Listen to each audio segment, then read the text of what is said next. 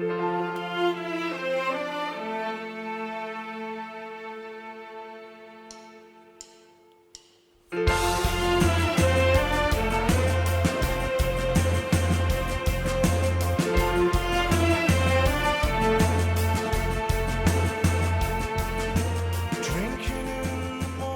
good morning, guys. Hope everyone's doing well, enjoying your weekend so far. I was thinking about this video before I started filming, and it's like some artists are just really a lot more difficult to talk about than others. And I guess it's because of the power of their music, or their importance, or how cutting edge they are, how influential they are, and things of that nature. And I think that Peter Gabriel probably is going to be one of those difficult artists for me to talk about, because the music is so powerful and so varied, and it's such a long career.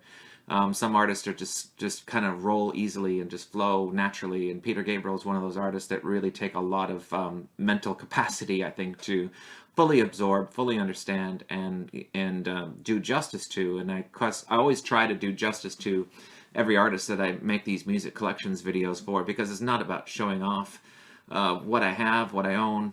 It's really trying to put spotlight on particular artists that I find interesting, or somebody I want you to discover, or somebody I have had a lot of affection for a long time.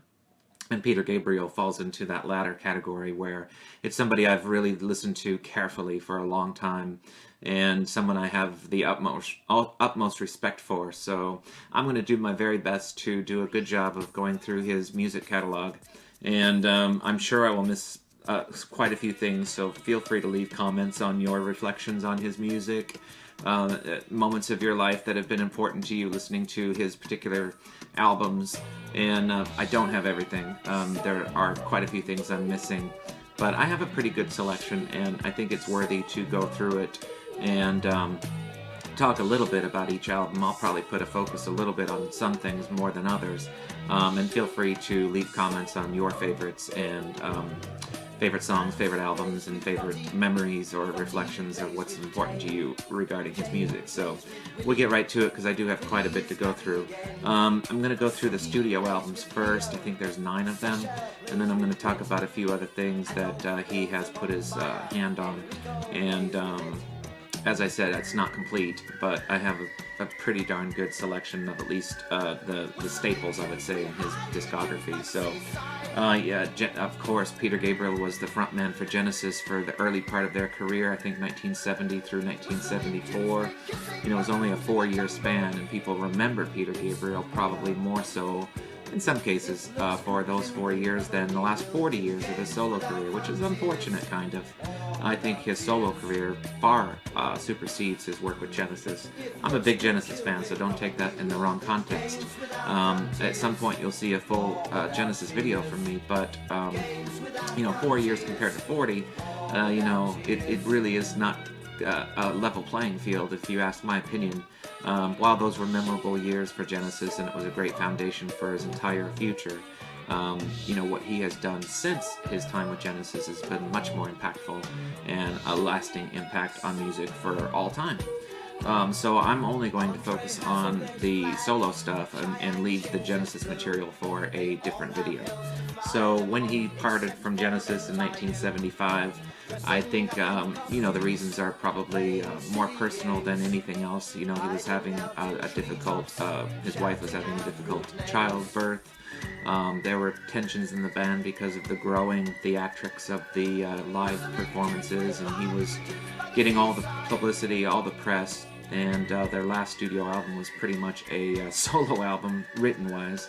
At least lyrically, it was a masterpiece, but it was really Peter taking control of the band, and I think that didn't set too well with the other members of Genesis. So that, combined with the personal reasons, I think it was just a good parting of the ways. If there was ever a good breakup in rock and roll, I think that Peter Gabriel leaving Genesis worked for both parties extremely well.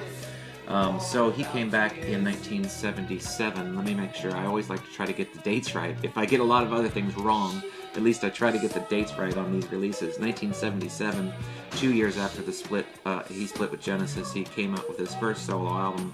His first 4 solo albums, as many of you know, are all just self-titled. But they do have nicknames, and I guess that is for the music buying public and the listener to differentiate between the 4, but they were all just called Peter Gabriel. They used the same typo, the font, and they all had same type of design by Hypnosis, a very famous design company who did many classic album covers and designs. So the first 4 Peter Gabriel albums are all self-titled. This one is referred to as Car. Some people call it Rain, but it really is Car. They were all kind of unique in a way that they, all 4 of these had very subliminal images of Peter Gabriel on it, and you almost had to kind of search for him in the artwork, which was intentional. Because I think after his flamboyant period in Genesis, his image he really wanted to take a sidestep and a backtrack from that image and kind of start fresh, and he did a very good job of that. So this is, of course, a very memorable album, if nothing else for the single Salisbury Hill, his first solo single. And it is very autobiographical, very self-reflection.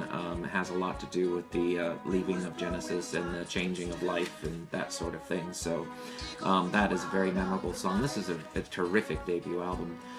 Probably my second favorite of the first 4 albums. And there's many good songs on here. I don't think I have time to go through every track on every album, so I'm just going to show you the albums and let you guys go out and discover them for your own if you don't already know them. So very recently, I think in the last 6 months, these first 4 albums have all been reissued on a beautiful sounding, beautiful double gatefold package, reissue package, 45 RPM, 2 LP sets on original labels. Everything is original about these.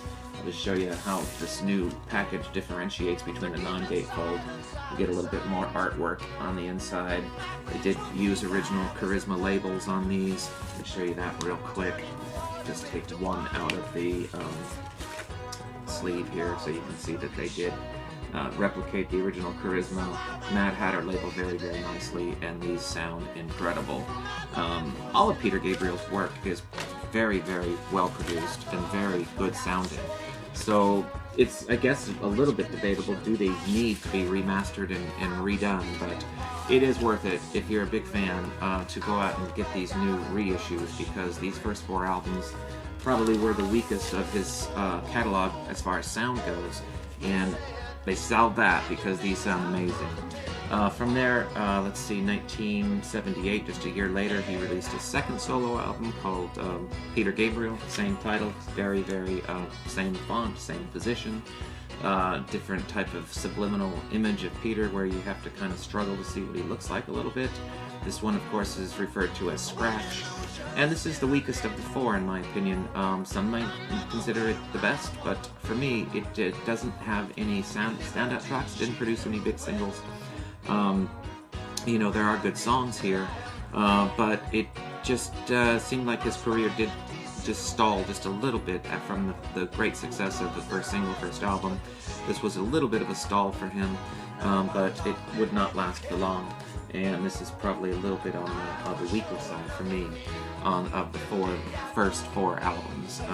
I'm not going to go through every one of these, but these were released again, these first 4 on a double vinyl 45 RPM. I will show you the gatefold real quick because I think some of this artwork might be unfamiliar to you, because I would say the majority of people probably have these on lesser expensive original pressings, because they're pretty readily available, as are these. These just came out, so you can easily pick them up, but they're a little on the pricey side, around $35.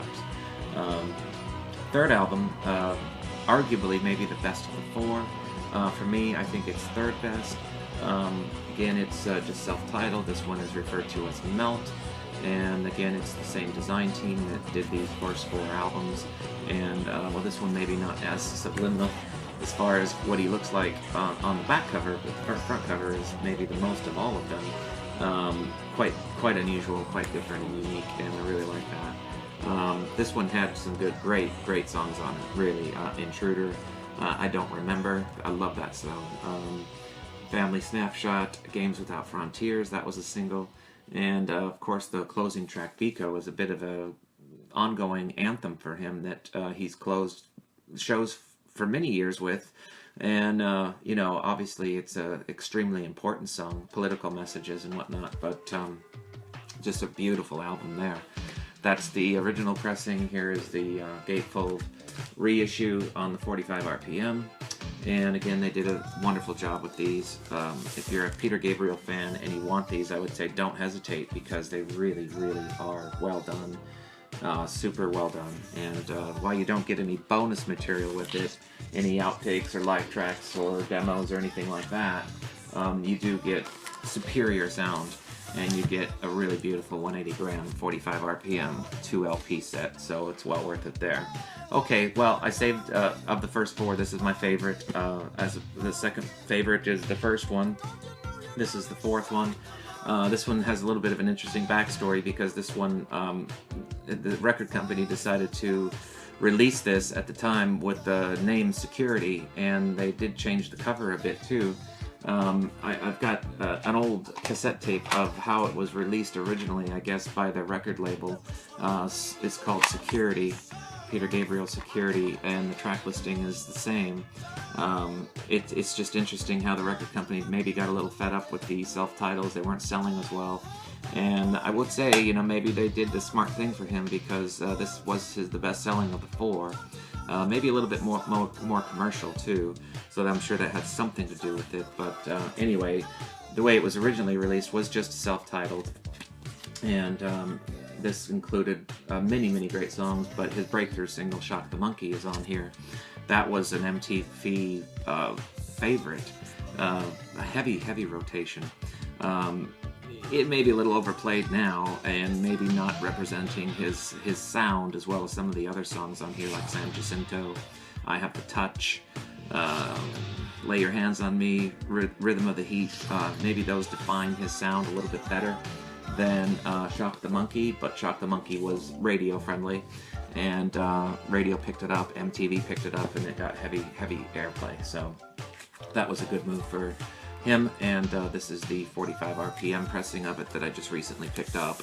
And these are numbered, by the way. I don't have good numbers on any of them, so I'm not going to brag about them. But let's see, this one is number 6,888. I don't know how many of these are made, if I'm being honest.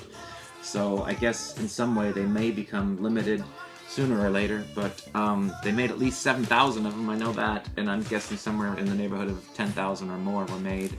So I don't think you're in any big rush or hurry to go out and get these, but I do highly recommend them for sound quality. They are phenomenal, and really happy to have them. So I'm not a 12-inch singles guy for the most part. I have a couple of these because I found them for like 50 cents in the bin. I do have a 12-inch single of Shock the Monkey. It's just a fun song to have on a 12-inch single, because it has a funky B-side that is untitled, really. It just has a picture of a little stuffed dog on it, so I don't know what that's all about, but it's fun to have it, play it once in a great while. And then I also have a 12-inch single for I Don't Remember, which is a really fun, funky kind of track that I really like. So I was happy to find this, and interestingly enough, this has a German version of Here Comes the Flood. His last two albums of these self-titled were also done completely in German. I don't have copies of those, but I've seen many of the people in the VC post them. The last two, Melt and Security, were released in German. So if you want to hear what Peter Gabriel sounds like and sings like in German, you can do that. And I've got one sample of it here on the B-side of this 12-inch single, so it's kind of interesting.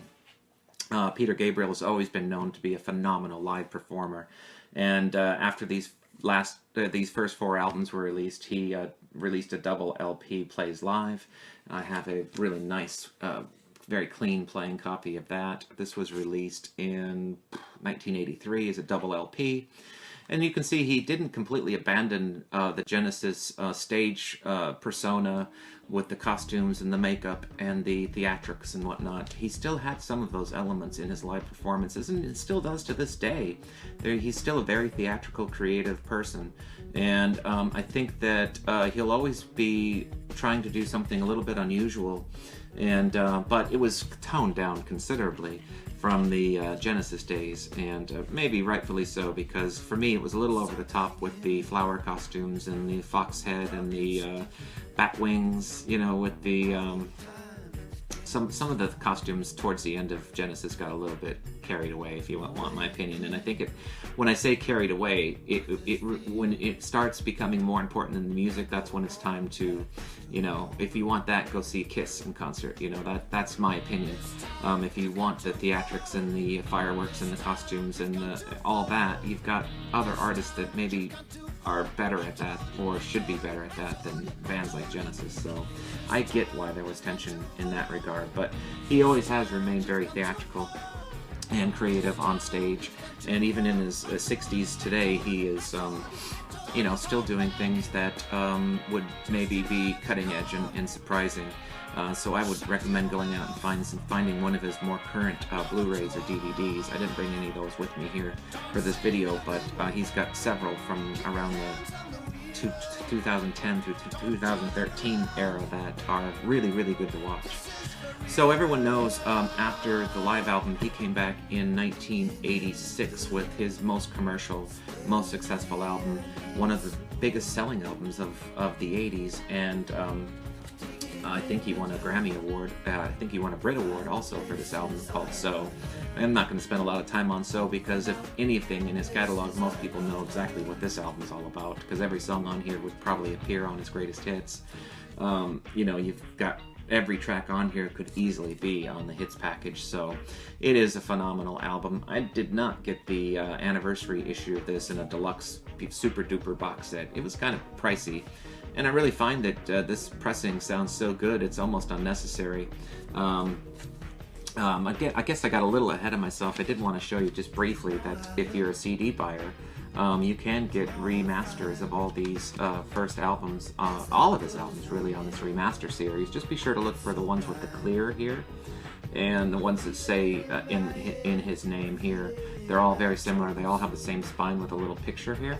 So if you want the good sounding remastered ones, look for these with the clear, his name on the side, and a little photograph on the side. And when you put them all together, it does look quite nice on your shelf. Almost looks like a box set, and it's really worth it. So there's the car. Here is Scratch. This one's done in red. A little picture on the side. And the remastering on these is very, very, very good. I played the Peter Gabriel 1 last night just to kind of refresh my memory a little bit on that, and sounds amazing, really does. Sometimes the music, I will admit, does sound a little bit better on CD in some cases because it's so super clean, and it just sounds brilliant. So it's a toss-up. I'm still a vinyl geek, a vinyl lover. They did remaster the live album as well. Look for the clear again, and with the little image on the side. These are really the best sounding versions you can get. Here's a remastered version of So that catches us up a little bit on where we are in the discography. So I'm afraid if I don't go a little bit quicker, this is going to drag on and on. So my personal favorite Peter Gabriel album, I did want to spend a little bit of time on. This is Us. I love this album. It's a double LP. This is a little bit harder to find, but you can still find it. It's not impossible. This sounds amazing. There are two, I think there's another reissue of this on 180 gram, 45 RPM, but it's really expensive. And for me, this sounds so good, it didn't need it. So I didn't even get that. I didn't feel it was necessary. Would I like to have it? I suppose, but it is pretty pricey. But this album is just an absolute masterpiece, even better than So for me. Maybe So is just a little bit overplayed because Sledgehammer to this day is the most heavy rotated video in MTV history. They played that and played that and played that to death. Back when MTV actually played music, believe it or not, they did play music at one time.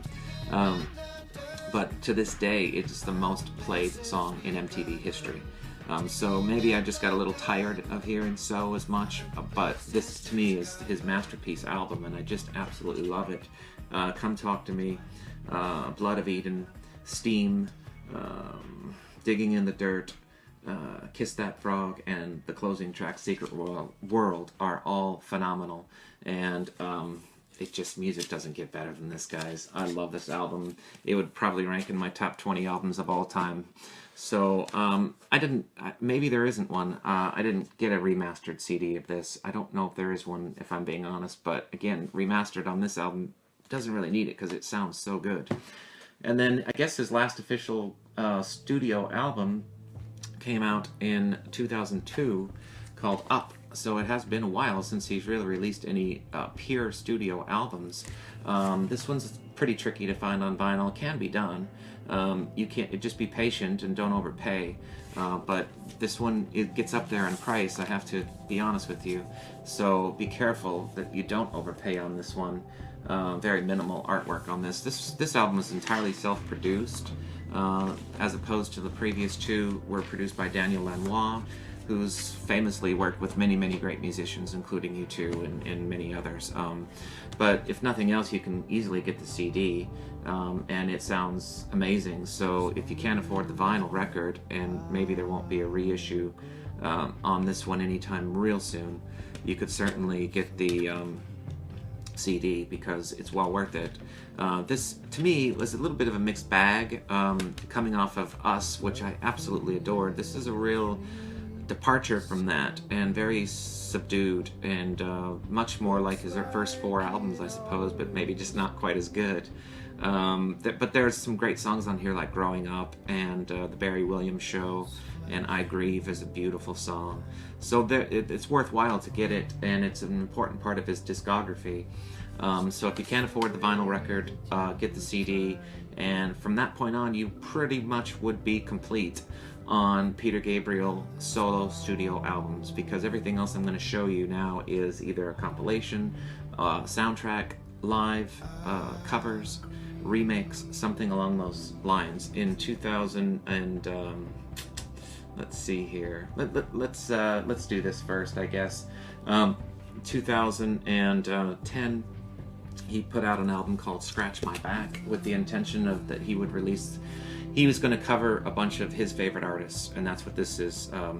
Scratch My Back. He does Heroes, The Boy in the Bubble, Mirror Ball. That's a beautiful song by Elbow. Well, let's see here. There's so many. The Body is a Cage, The Book of Love, Philadelphia, beautiful, and a radio song, Street Spirit, at the end. So it's his take on other artists' songs, and he called it Scratch My Back.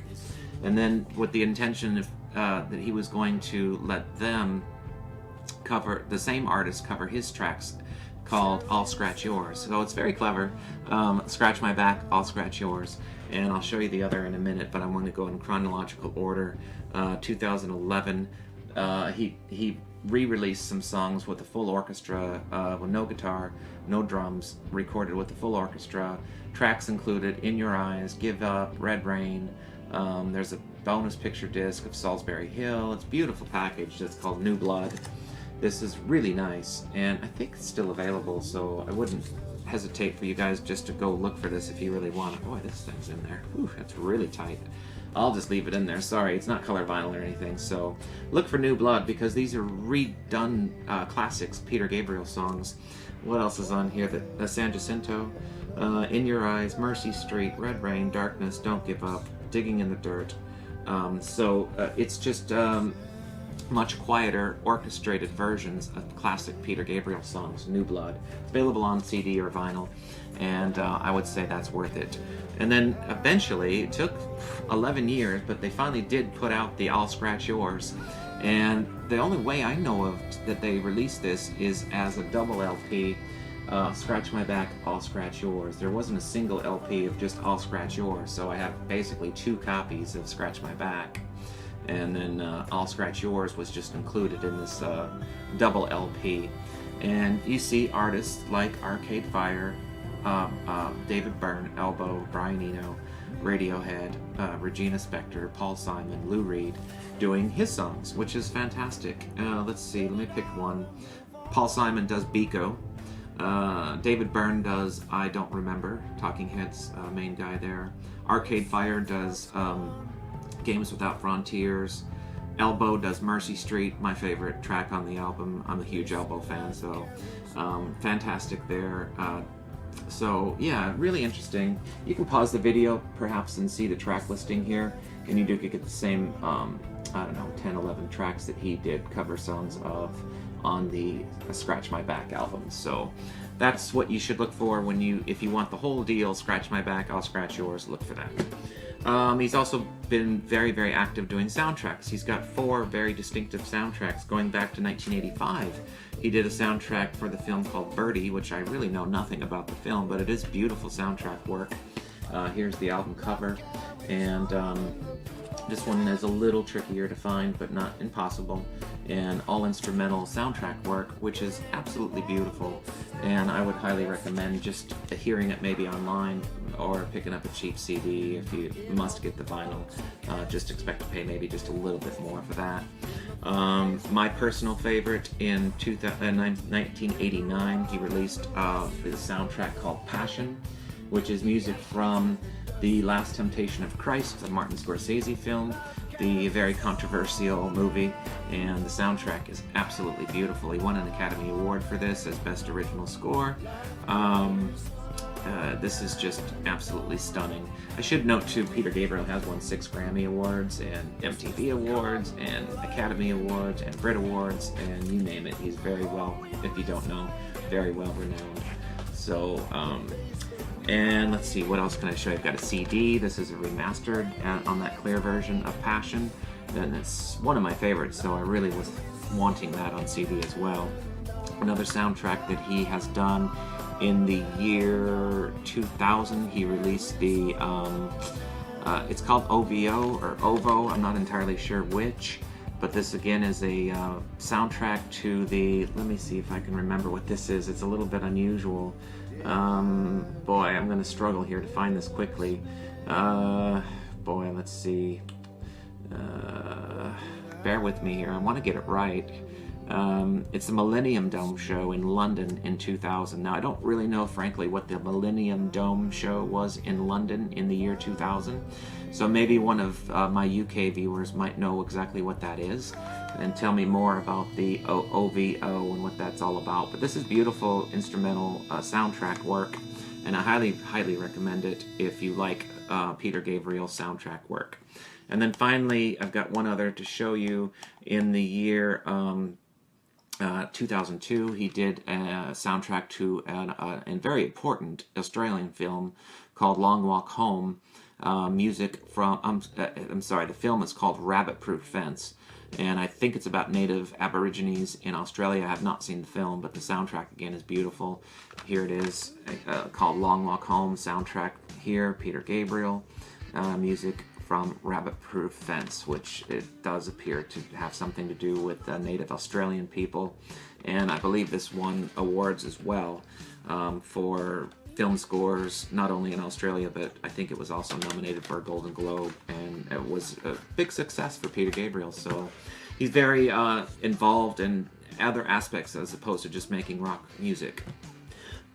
One other thing I can show you real quick, excuse the coughing, is other things, I guess. I've got a live CD of Secret World Live. This was kind of, for me, the peak of his live performance right after the album Us came out. I also have this on DVD, and I also have it on Blu-ray. So you can see I'm really, really a fan of that era of his live performance. If you just want to get hits, I would recommend getting a Shaking the Tree. This might be a nice introduction. Not great, but it would be probably the least expensive introduction to Peter Gabriel's music if you're new to it. But this is prior to anything being remastered, so the sound quality isn't quite as good. Have it on cassette to give you some idea of the age of that. That was released about after the time that So came out. So it was kind of a catch-up for a lot of people who discovered, I mean, he went from little small Peter Gabriel selling small shows to filling up stadiums So was a huge album. But if you really want to get into his music and don't have a lot of money, I would recommend getting this, the definitive 2 CD collection Peter Gabriel called Hits. I think it's actually called Hits and Misses. Here's what it looks like on outside of the slipcase. It's a 2 CD set, and we're really running long on time here, so I'm just going to let you hunt that one down. But this has every staple, I guess you could say, of his catalog. So this would be a good place, good starting point for a lot of you. He also put his stamp on this album here called Big Blue Ball. I'm really out of time here, so I don't want to get too far into it. He does a couple tracks on here. He did the production on it along with the guy Carl Wallinger from World Party, and he's been very, very involved with world music throughout his life, pretty much, and it continues to do that in his studio, Real World Studios, and anything you see with this type of a spine on it, it comes from Peter Gabriel's Real World Studios. So there's many, many albums out there that have that on the spine. Here's another example of it here with the Passion soundtrack. Well, my voice is gone. It's official, I went too long. I lost my voice. That's always a telltale sign that I've gone way too long. So I hope you enjoyed the video. I hope I did Peter Gabriel justice, and I'll leave it with that. Thank you so much for watching. Hope you have a great weekend. Thank you for all the subscriptions. Thank you for the contest stuff. I'll go into more detail on that on the next video, but so far the entries have been phenomenal. So thank you so much. Take care of yourselves, and see you next time. Bye for now.